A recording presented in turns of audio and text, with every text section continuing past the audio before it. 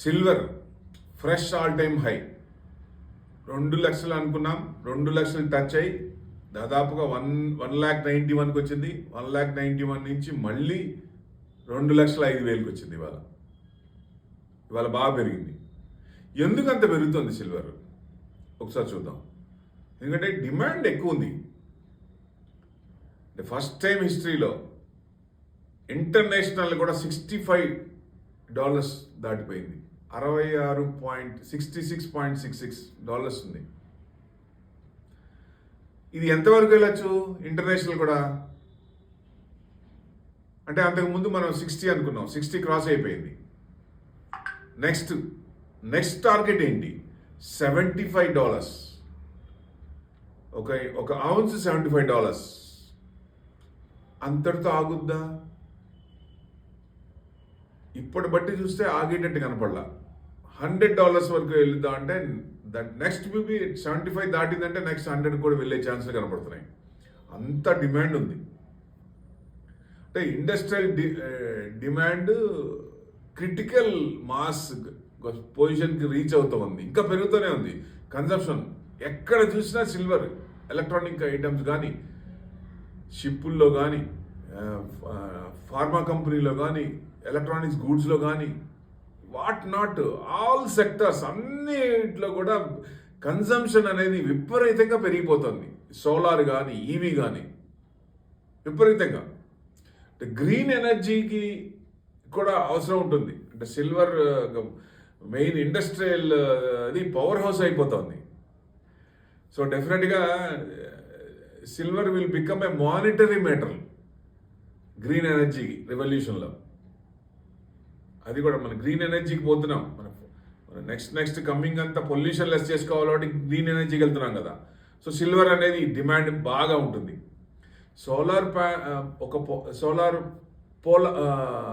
Solar panel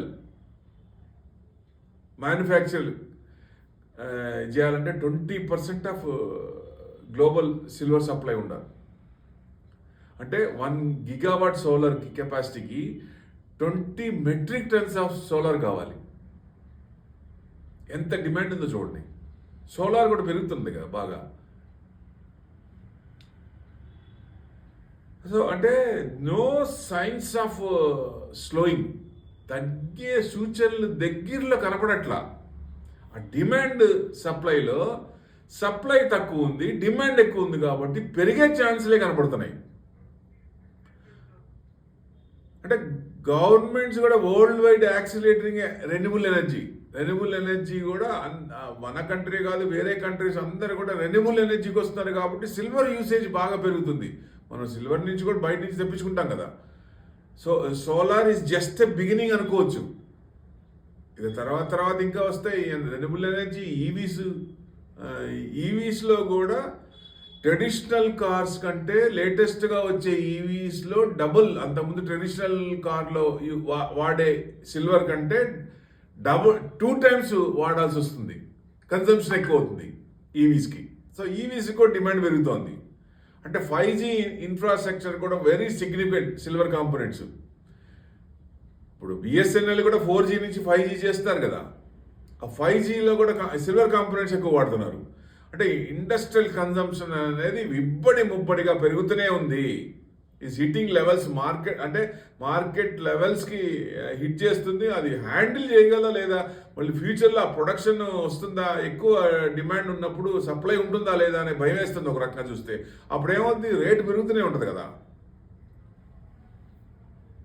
అంటే జనరల్గా supply కన్స్టెంట్సే టైట్ ఇన్ ద స్క్రూస్ అనుకోవచ్చు ఒక రకంగా. ఆ సప్లై షార్టేజ్ ఉంది కాబట్టి జనరల్గా ఇది కొంచెం ఇదవుతుంది. దానివల్ల రేట్ అనేది బాగా పెరిగిపోతుంది డిమాండ్ డెఫినెట్లీ విల్ సర్జ్.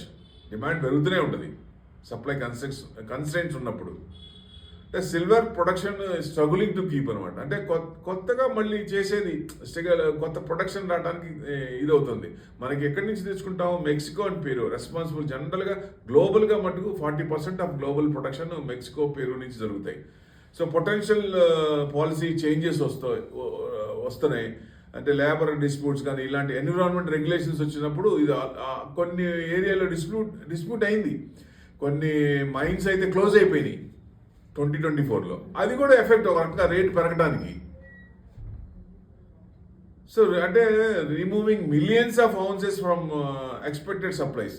అనుకున్న దానికంటే ఔన్సులు కూడా తక్కువ వచ్చినాయి కాబట్టి అప్పుడు ఏమవుతుంది, సప్లై తగ్గినప్పుడు డిమాండ్ పెరిగిపోతుంది. సో దాని ఎఫెక్ట్ బాగా కనపడుతుంది అనుకోవచ్చు ఒక రకంగా. అందుకనే ఇంత పెరుగుతుంది.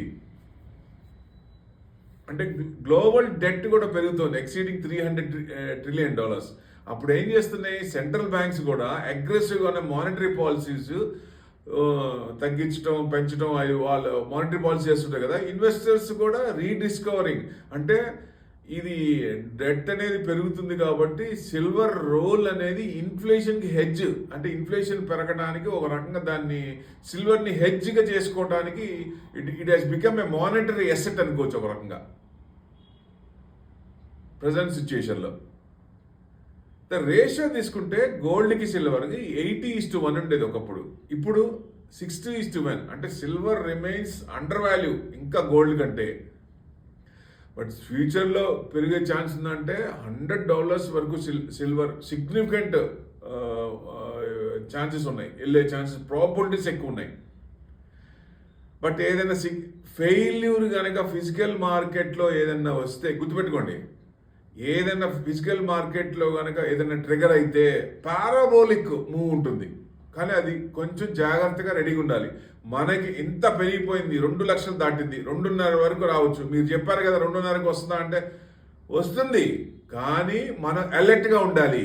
ఎక్కడైనా ఏమైనా జరగచ్చు. ఈ ఫిజికల్ మార్కెట్లో ఏం జరిగినా కొంచెం తేడా వచ్చినా కొంచెం పడే ఛాన్స్ ఉంటుంది. ప్రస్తుతం అయితే అది కనపడట్లేదు. దానికి అనుగుణంగా మనం ఒకవేళ వస్తే మనం రెడీగా ఉండాలి, అది మటుకు గుర్తుపెట్టుకోండి. అంటే స్ట్రాంగ్ ఫిజికల్ అక్యూములేషన్ అవుతుంది బాగా ఈ మధ్యకాలంలో. అంటే రికార్డ్ రేట్స్లో delivery at record rate, highest రేట్లో కూడా డెలివరీ తీసుకుంటున్నారు. సెంట్రల్ బ్యాంక్స్ కూడా they are planning to accrue silver, మన ఆర్బీఐతో సహా.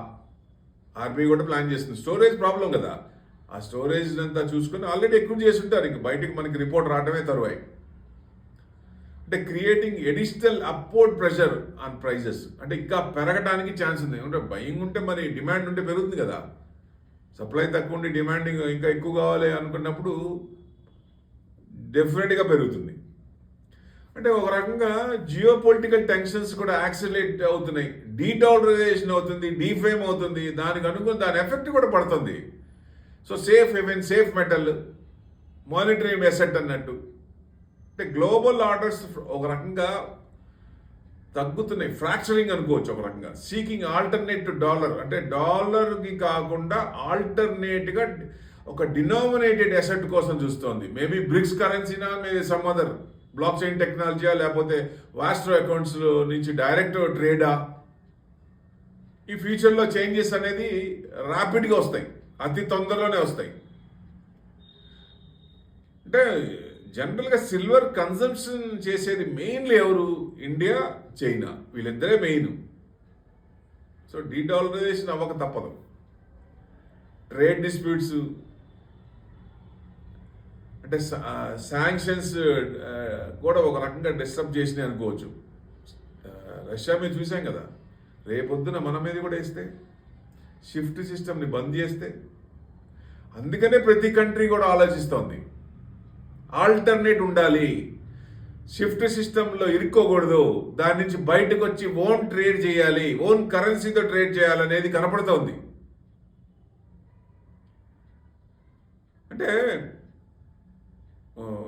ఎక్కువ forcing manage to secure at any rate, అంటే ఏ రేట్లో ఉన్నా ఈ డిమాండ్స్ ఉన్నాయి కాబట్టి, ట్రేడ్ డిస్ప్యూట్స్ ఉన్నాయి, శాంక్షన్స్ ఇది అవుతున్నాయి కాబట్టి ఏ రేట్లో ఉన్నా కొనుక్కొని స్టోర్ చేసుకునే పరిస్థితి వచ్చింది.